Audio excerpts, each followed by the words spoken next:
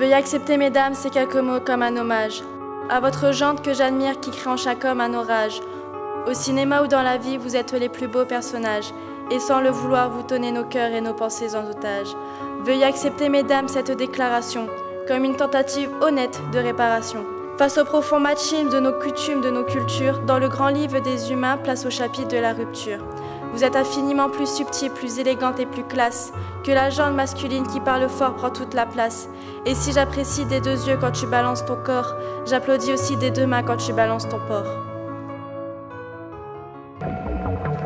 Ménagère, polyvalente. Vulgaire, girafe, trop maquillée. Angelina Jolie. Magnifique, incroyable. À doigt à bois. Trop vieille, moche, trop poilue, trop de forme. Parfaite, salope. Rihanna.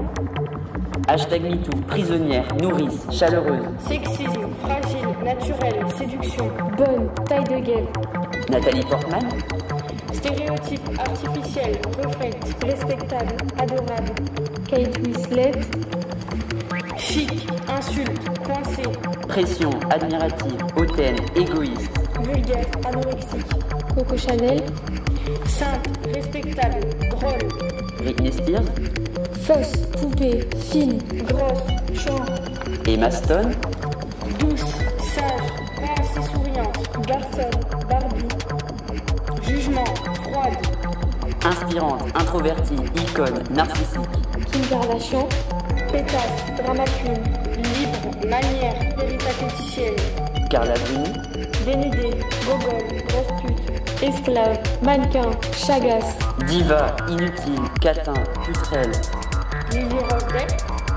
Chaudasse, sale chienne, prostituée, pur-dent. Lady Di. Droguée, timide, michetonne, égocentrique. Répugnante, grosse, fille de joueur. Madonna.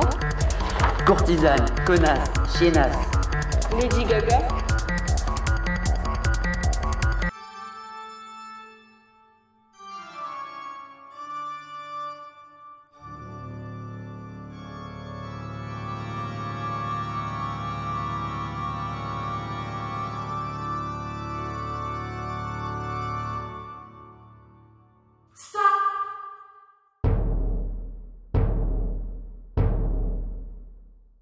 Je vous demande de vous arrêter. C'est bien beau de parler des femmes de désir, les femmes légères, coquettes, superficielles. Oui, je sais, vous n'avez pas oublié de parler des femmes victimes. Mais, dans ce monde covidé, certaines femmes ont changé la face de la Terre. Des femmes influentes. Vous trois, vous avez été choisis pour nous raconter leur parcours. Toi, oui toi, tu seras Michelle Obama. Toi, tu seras la grande Simone. Et puis enfin toi, tu seras Christine Lagarde. Je vous écoute. Je commence. Je suis Michelle Obama, femme du très célèbre président Barack Obama, qui a été le 44e président des États-Unis. Durant toute ma vie, je me suis battue pour des causes qui m'ont tenue à cœur, de ma vie d'étudiante jusqu'à maintenant. Personnellement, je suis une femme de caractère fort et je ne me suis jamais laissée marcher sur les pieds pour me battre contre les droits de la femme. J'ai même écrit un livre nommé Le deuxième sexe. Tout comme Madame Obama, je suis une femme dans les affaires. Après mes études en 1981, je suis devenue avocate, puis en 2005, j'ai entamé une carrière dans la politique. Intéressant. Quelles ont été vos fonctions? J'ai été présidente de la Banque centrale européenne, directrice du Fonds monétaire international, ministre de l'économie, ministre de la pêche et de l'agriculture, et pour finir, ministre déléguée aux commerces extérieurs. Et vous, Madame Obama, vous nous avez parlé des causes qui vous tenaient à cœur. Quelles sont-elles? Quand j'étais une simple étudiante, je me suis battue pour des causes universitaires, les problèmes de logement à la faculté, et j'ai manifesté pour l'embauche de professeurs issus de minorités. En devenant première dame en 2009, je me suis ajouté de nouvelles causes à soutenir. L'agriculture biologique, l'égalité salariale, le soutien aux familles et conjoints militaires et la lutte contre l'obésité avec la campagne Let's Move. Je suis aussi beaucoup impliquée contre le racisme et pour l'égalité des sexes.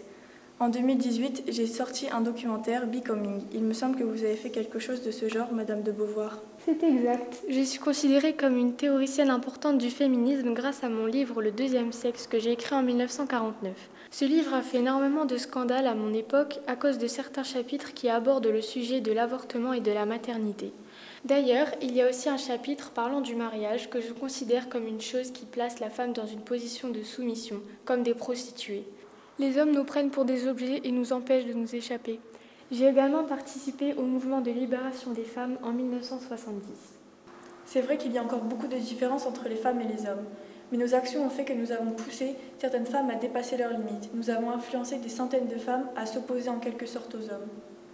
Tout à fait. De plus en plus de femmes s'assument et osent au lieu de rester cachées derrière les idéologies de leur mari.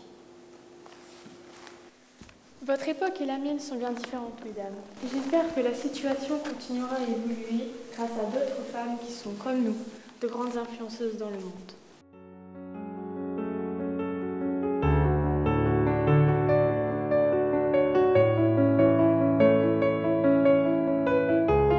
Derrière chaque homme important se cache une femme qui l'inspire. Derrière chaque grand être humain pressé, une mère qui respire. La femme est l'avenir de l'homme, écrivait le poète. Eh bien l'avenir s'est installé, et depuis belle lurette. Vous êtes nos muses, nos influences, notre motivation et nos vices. Vous êtes Simone Veil, Marie Curie, Rosa Parks, Angela Davis. Vous êtes nos mères, vous êtes nos sœurs, vous êtes caissières, vous êtes docteurs, vous êtes nos filles et puis nos femmes. Nous on vacille pour votre flamme.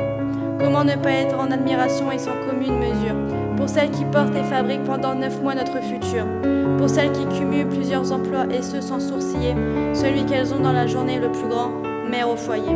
Veuillez accepter, mesdames, cette réelle admiration de votre force, votre courage et votre détermination. Veuillez accepter, mesdames, mon aimable faiblesse, à votre fragilité, votre empathie et votre tendresse. Veuillez accepter, mesdames, cette petite intro, car l'avenir appartient à celles qu'on aime de trop. Et pour ne pas être taxé de premier degré d'anthologie, veuillez accepter, mesdames, cette aimable démagogie.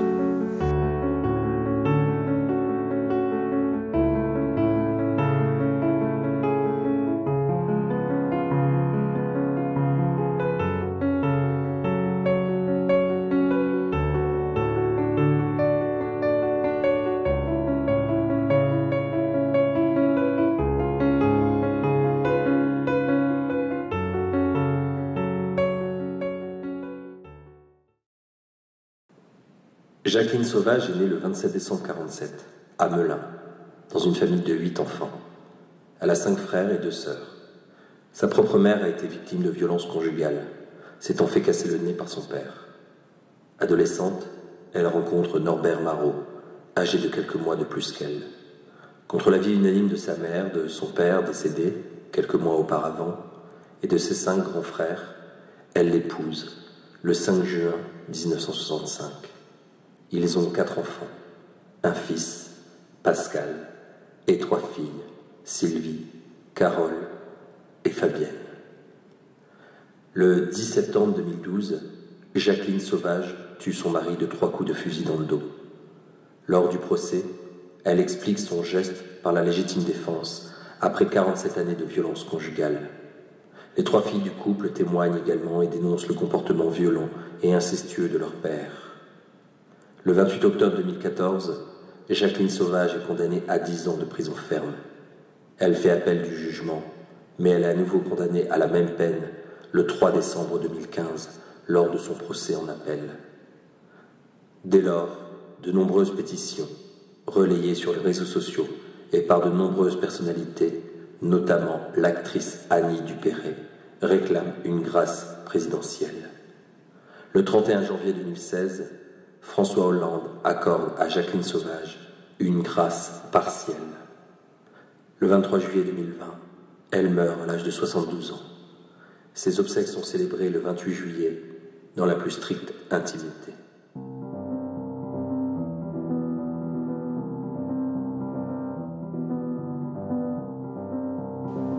Violence conjugale.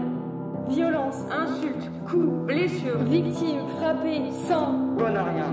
Mort, mal-être, traumatisme, séquelles, cicatrices, Salope, traînée, connasse. silence, honte, cachet, amour, jalousie, possession, manipulation, lâcheté, agression, Tu me fais pitié, c'est ta faute, tu l'as mérité. douleur, maux, couple, supplice, contrôle, angoisse, peur, doute, souffrance, désespoir, justice, aide, injustice, Personne donne le droit de toi. Arrête. haine, larmes, infligées, Ta gueule, tu sers à rien ce mot. Culpabilité, emprise, Attouchement, anxiété, maltraitance, amer, rage, Je vais te tuer. résignation, protection, survie, humiliation, dégradation. Va crever.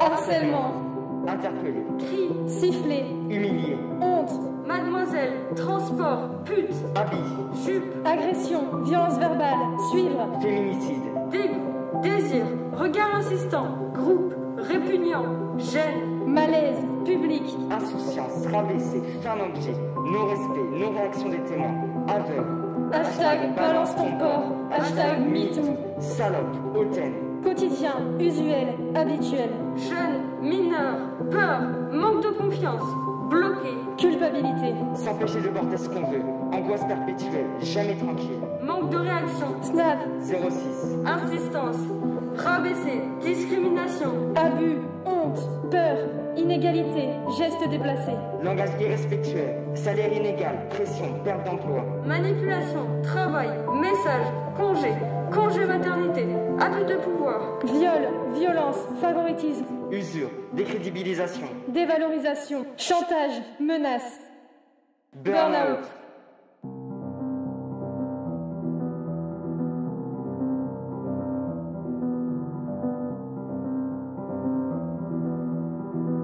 justice, droit, Inégalité, congé maternité, non-dépendance de leur mari, vote, contraception, IVG, égalité, inégalité des salaires, mixité, divorce, viol conjugal, protection des dépenses financières, fin politique, changement, évolution, combat, judiciaire, tribunal, lieu de refuge pour femmes battues, salaire, loi, féminisme, féminisme, féminisme, féminisme, féminisme, féminisme, féminisme, féminisme, féminisme, féminisme, féminisme, féminisme, féminisme, féminisme, féminisme.